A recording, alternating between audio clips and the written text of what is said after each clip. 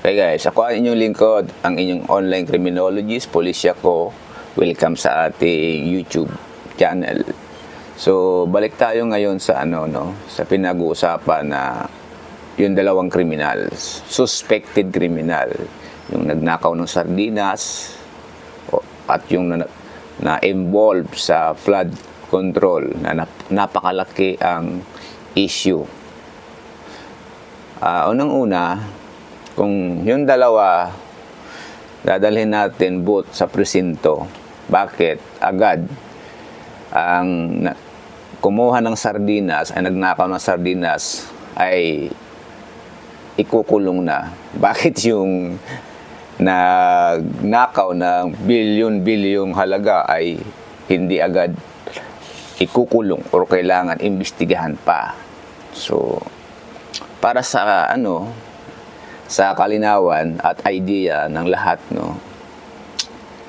sabihin na natin, yung nagnakaw ng sardinas ay ikukulong na. Bakit? Bakit? Malaking bakit? Bakit yung bilyon-bilyon hindi pa ikukulong? So, ang procedure po natin sa pagpapail ng kaso, yung nagnakaw ng sardinas, caught in the act. So, kung i-apply ang tinatawag na batas na nakasulat, ay dapat kung ipoproseso na, so grounds siya para ikulong na. Okay? Caught in the act. So, civilian arrest kung tawagin. Kaya dapat, kung i-apply sa kanya ang batas, ay ikukulong na.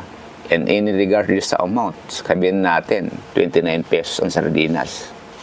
Bakit yung bilyong-bilyong ninakaw ay hindi pwedeng ikulong agad-agad?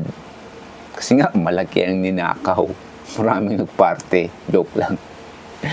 Ito po, kasi, yun naman ay hindi nahuli sa akto. So, the crime is passed after 24 hours or a year.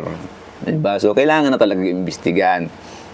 Kaya, yung investigation, bago ma-establish in a few weeks, months, or year, ay, kung yung suspect doon ay may intention na takasan yung kanyang liabilities, accountabilities sa batas, ay marami nang magagawang paraan.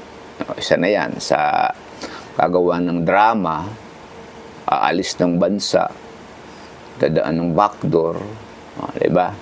Tignan mo yung kalukuhan ng ating justice, diba? So yan po ang pagkakaiba. Caught in the act si sardinas. Kaya kung i-apply yung batas, ay kailangan ng ikulong. Grounds na para ikulong. Si nagnakaw ng bilyon-bilyon, hindi pa. Kasi kulang pa sa may proseso pa. Sabi natin may proseso pa. Yan pa pagkakaiba. So, to make it clear, so, para sa inyong mga katanungan at servisyong paralegal, ako po yung online criminologist. Take note po, hindi po ako abogado. Online or criminologist. Ibig sabihin, registered criminologist. So, may alam lang konti sa basic law. Thank you for watching. Ako po inyong lingkod, criminologist. Kaya kung may tanong kayo, punta po kayo sa aking Facebook, PM kayo.